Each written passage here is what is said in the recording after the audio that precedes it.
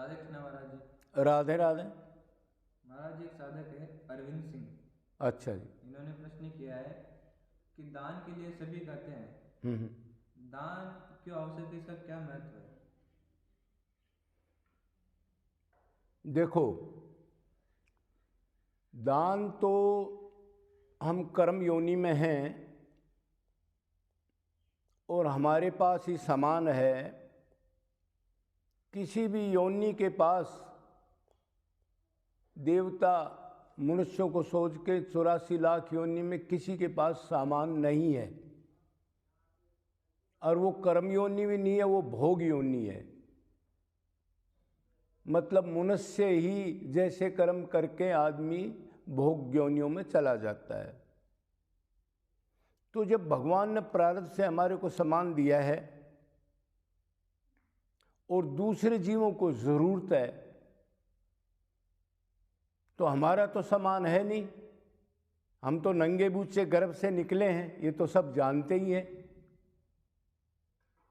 तो जो ज़रूरत का हमारे पास प्रारब्ध से ज़रूरत का धन आ जाए या ज़्यादा आ जाए ज़रूरत से, प्रारब्ध से मतलब धर्म से कमाया हुआ, तो दान शास्त्रों में बताया कि उसको धर्म के लिए फिर लगा दो। धन से धर्म और धर्म से फिर धन और धन से फिर दान। तो ये दान दो प्रकार का होता है, एक सकाम दान, एक निष्काम दान। तो सकाम दान की वैल्यू कम है, दान दे करके बता दिया या उससे स्वार्थ हो कि मैं इसको ये दे रहा हूँ तो ये मेरे ये काम आ जाएगा, बढ़ाई करेगा, मेरे को स्वर्ग मिलेगा, ऐसे सोचना, ये सारे सकाम दान की हैं। अपना नाम वगैरह लिखवा देना, अपना कोई प्रोपगंडा करा देना, अभी मैंने ये कराया, तो ये दान तो निकृष्ट है। लेकिन फिर भी किसी न किसी बहाने से उसने कुछ तो किया ही है, तो उसका कुछ फल तो उसको मिलता ही है। और असली दान होता है निष्काम दान, निष्काम कर्म। जीवों की जिनके पास सामर्थ्य नहीं है, उनको अपने धन से, तन से, मन से सुख करने की इच्छा से अपना कर्तव्य समझ के धर्म करना। और धर्म तो आपने भी रहा पैसे से, दान से ही होगा। अगर बाई चांस हम दान नहीं करेंगे इस जन्म में, तो पिछले जन्म का तो हमने भोग लिया। पिछले जन्मों से प्रारब्ध बना, हमारे को इस मनुष्य शरीर मिला, तो इसके सुख दुख तो हमने भोग लिए। पिछले जन्म से हमने जो अच्छा कर्म किया उससे मनुष्य शरीर भगवान ने दे दिया, अति उत्तम शरीर 84 लाख योनि में। और अब इसका पिछला तो हमने इसका फल मिल गया, और अब की बार नहीं बोएंगे हम, तो फिर क्या दुर्दशा होगी, ये भी सोचना चाहिए। मान लो या तो मनुष्य जन्म ही नहीं मिलेगा अगर दान नहीं देंगे, तो सतपात्र को दान, सतपात्र को देना है, ये भी ध्यान रखना है। ये नहीं है किसी नाचने वाली को 5,000 रुपये दे दिए, किसी क्लब में दान दे दिया, या अपने लड़के लड़की की शादी में 10 करोड़ रुपया लगा दिया। सतपात्र को दान देना है तो मनुष्य को तो सोच के देना पड़ेगा कि मन में कुछ है, बाहर कुछ है। सोचना पड़ेगा, आपको देखना पड़ेगा, टेस्ट करना पड़ेगा।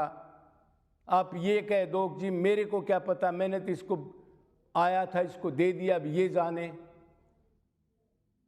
तो आपने किसी गुरु की शरण में पूछ के दान नहीं दिया, शास्त्र के मुताबिक दान नहीं दिया। हमारे पास भेजा दिया है, दिमाग दिया है, कोई पशु तो है नहीं हम। अब कोई भी मनमाना आचरण कर दे, शास्त्र के विरुद्ध तो कर्म करना गलत है। शास्त्रों में लिखा है कि आदमी को देख के, परख के, समझ के फिर दान करो।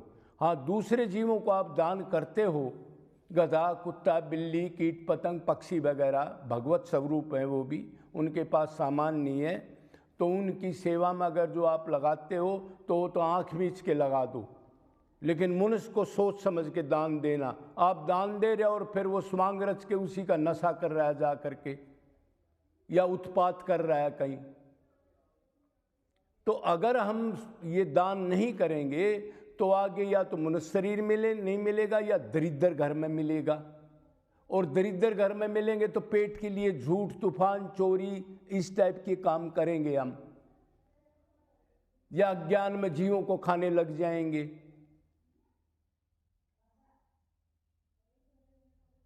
तो फिर क्या होगा? फिर वो कर्म करके फिर हीन योनियों में, नरकों में जाना पड़ेगा हमारे को। तो ये दुर्दशा होगी। अभी आपके पास मौका है, निरंतर शास्त्र कहता है 10% दान करो उस पात्र को।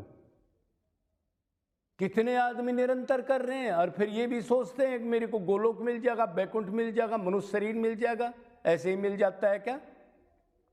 बो काटोगे इन बच्चों को मत, सब कुछ दे के जाओ, इनके पास सामान है, ये अलग जाएंगे मरने के बाद और तुम अलग जाओगे, अभी तो पावर है।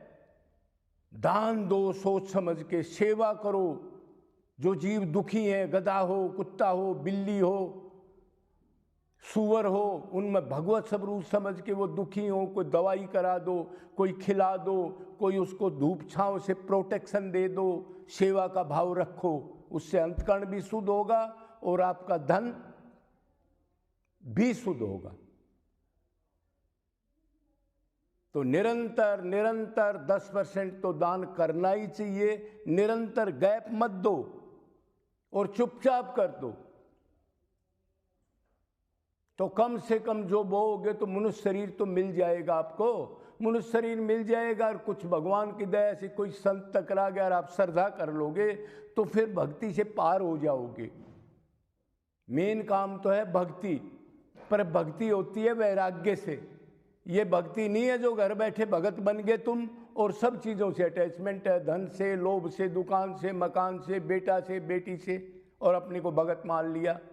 भक्ति के 2 पुत्र होते हैं, ज्ञान और वैराग्य।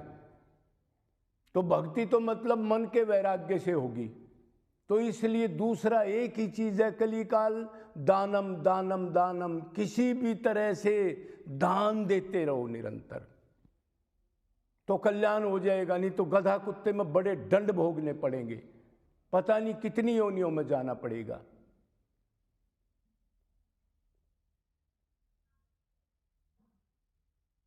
धन होता है धर्म के लिए, धन से धर्म करो, फिर धर्म पर रहोगे तो फिर आपकी अगली पीढ़ी में भी वो चीज आ जाएगी। फिर दान निरंतर करते रहो। तो इसका ये मतलब है, तो ये बहुत जरूरी चीज है, इसको चूकना नहीं। मन करे, मन कर गया शुभ कर्म का तो उसी टाइम करो। अभी आपका मन कर गया चलो यार गायें बहुत तंग है, मैं गौशाला में गया और मैं एक तूड़ा या भूसा भिजवा दूंगा, एक ठेला, और आकर के आपका मन बदल गया। नहीं, तुरंत करो, फिर छोड़ के चले जाओगे, ये आपके लड़का लड़की ये खा जाएंगे और आप जाओगे तो यमराज कहेगा क्या दिया, कितना धन प्रारब्ध से था। आप कहोगे जी मैं तो बच्चों को दिया है, तो कह रहा आजा बेटा आप डंडे खा। जो तेरे अधिकार में प्रारब्ध से तेरे को था उसको तो दान दे देता, तू उनको क्यों दे करके आया। तो फिर आदमी चूक जाता है। कई बार ये सोचता है अभी तो 10 साल पड़े बाद में दान करूंगा, और सोचते सोचते मर जाता है, और मर जाता है तो दुर्गति में सांप आदि बनना पड़ता है उसको। तो सावधानी से निरंतर दान करें, निरंतर, और ये समझ के धन भगवान का है, जिसको दान कर रहा हूं उसी की चीज है ये, मैं कुछ नहीं दे रहा, क्यों मैं नंगा बूचा आया था, उसकी चीज उसी को दे रहा हूं, ये भगवान की कृपा है, मेरे को सद्बुद्धि दे दी। बस बोलो वृंदावन बिहारी लाल की।